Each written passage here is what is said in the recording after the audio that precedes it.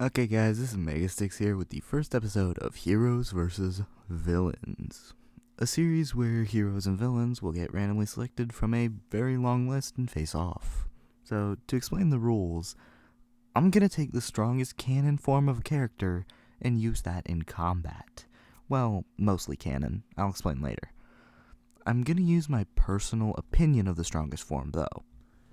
So if there is canonically a stronger form, just know there's a reason I don't pick it. For instance, if we don't see the form for enough time for me to really think it's good, if we're able to see the character, but I don't think they've outperformed another version, or another version has enough tech on them to negate it, then yeah, I'm gonna pick the form that's I view as better. And, well, if I do pick a non-canon form, I have to make sure it's a very well-known one. For instance, I feel a good majority of people know Devil Artemis, right? So I think it'd be fair to use any of his specific versions of a character. So say I take his version of Cell, right? Then that's the one I would use. Of course I wouldn't, because there's basically stronger versions of Cell, so not that one. So with that out of the way, let's take a look at who's fighting first. The first hero in this series is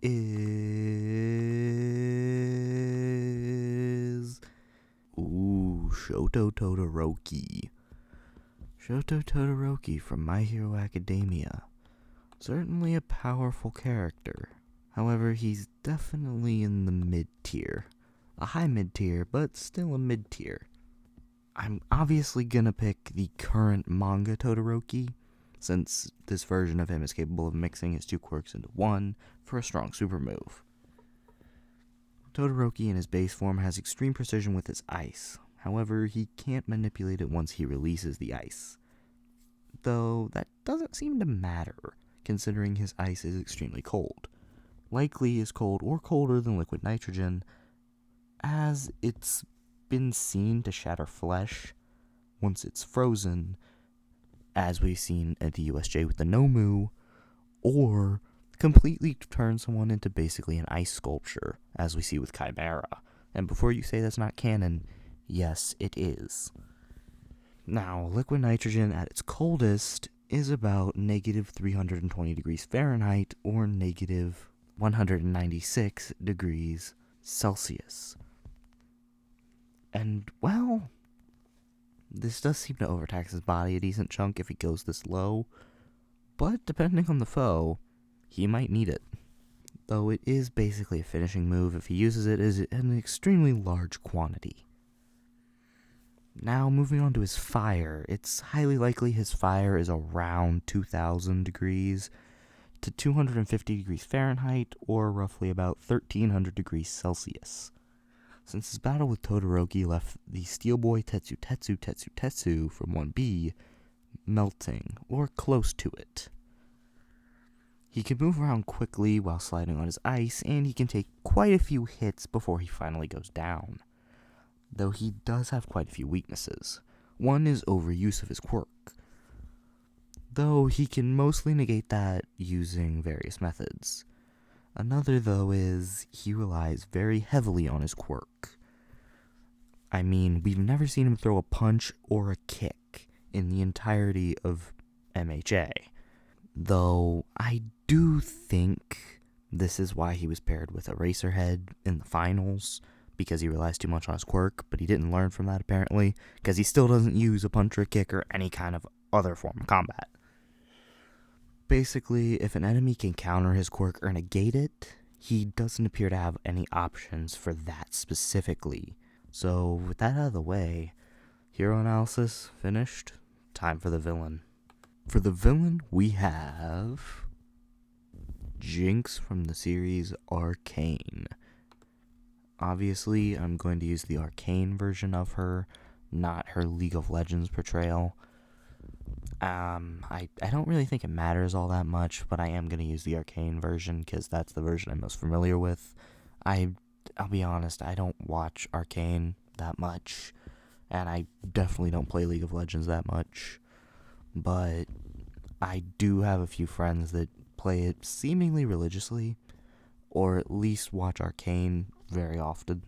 And if you're wondering what I'm talking about, I have a sort of quote-unquote council I talk to, basically about all these different matchups and what the hell I'm doing here. So, yeah, that's what I refer to when I say friends, is the council I talk to about, hey, do you think this will happen, or what do you think will happen, whatever. So, yeah. Jinx, honestly, I'm not so sure, so I'm going off of what my friends told me about her. So, I guess we'll see. She seemingly has increased strength, speed, and durability from Shimmer enhancements, which apparently Shimmer is a sort of drug that was inserted into her, though the downside of this is that she became insane, or more insane than she already was. Once again, I'm not familiar. It does seem like her intelligence did remain high, though, and it's allowed her to make weapons with some very large destructive potential. For instance, she has a minigun, a rocket launcher, grenades, even a lightning gun to stun opponents. Not to mention, she's extremely unpredictable. As such, it's difficult to make a plan against her or even fight her mid-combat. Because, more often than not, I have a feeling she doesn't even know what she's gonna do. This is the exact reason why Deadpool is such a natural enemy to Taskmaster. It's because they don't know what either of them are gonna do. Deadpool doesn't know what he himself is gonna do, and Taskmaster can't predict Deadpool's movements.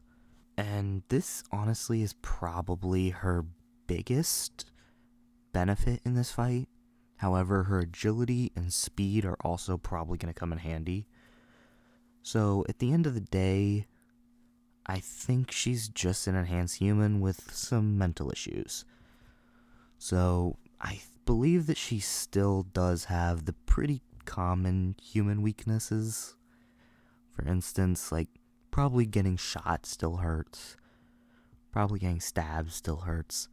I feel like she can still probably fall victim to most of the human issues.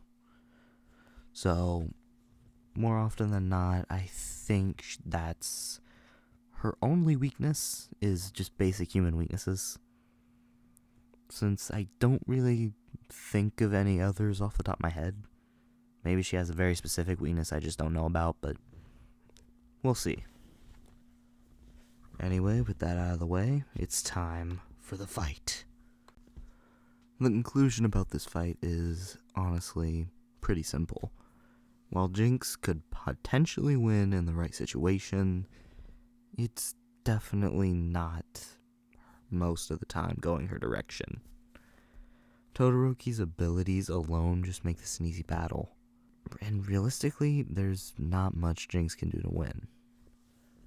The few situations she does win, it's because of her either stunning weapon, well, actually, mostly just her stunning weapon. Most of it revolves around her stunning him and then using explosives or bullets to finish him off. Even Jinx's agility doesn't exactly help her, considering that Todoroki has a massive amount of AoE attacks. Basically, he could just throw fire all over the place, or turn wherever they're fighting to an ice sheet. Realistically, she kind of needs to have some sort of advantage terrain-wise for her agility to even matter in this fight.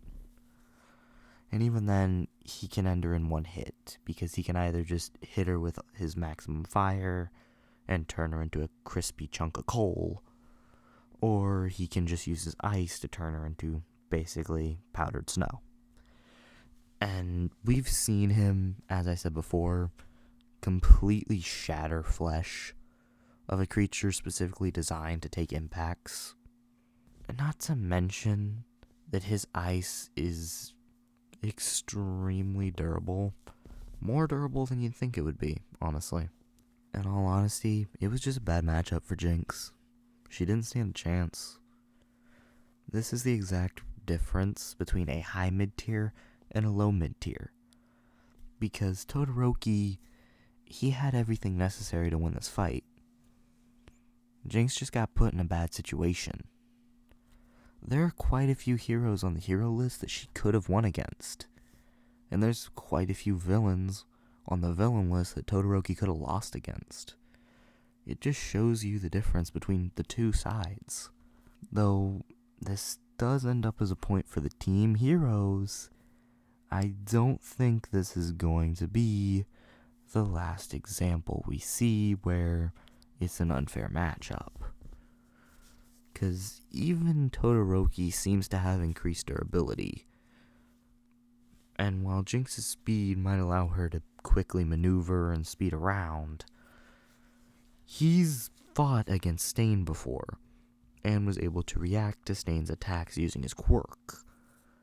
And as we've known, Stain is extremely fast, or at least pretty fast, as he was able to once before stop Ida, or Ingenium, whose quirk is specifically designed for speed, from making contact with him.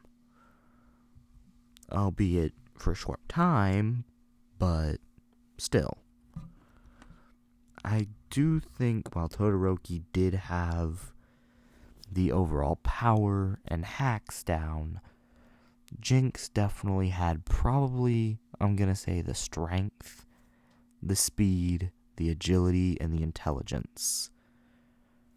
And her unpredictability was definitely another point in her direction, but Todoroki kind of took everything else, and what he had was more than enough.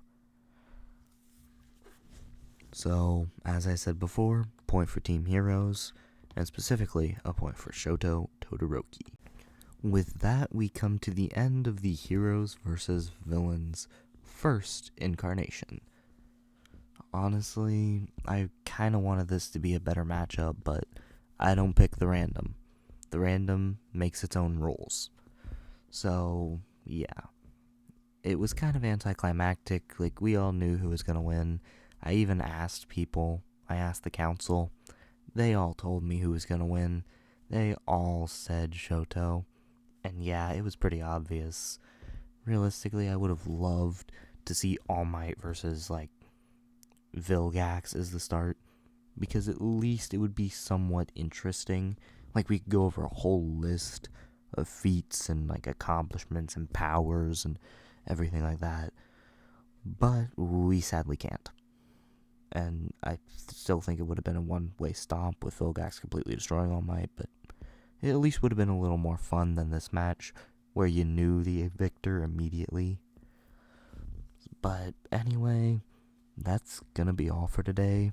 If you want to see more of what I do, which is primarily my artwork, then look at my DeviantArt Megastix, obviously, same name as the YouTube, or my Instagram, which both should be listed right here in the video. If they aren't right here, then future editing me has a very serious problem.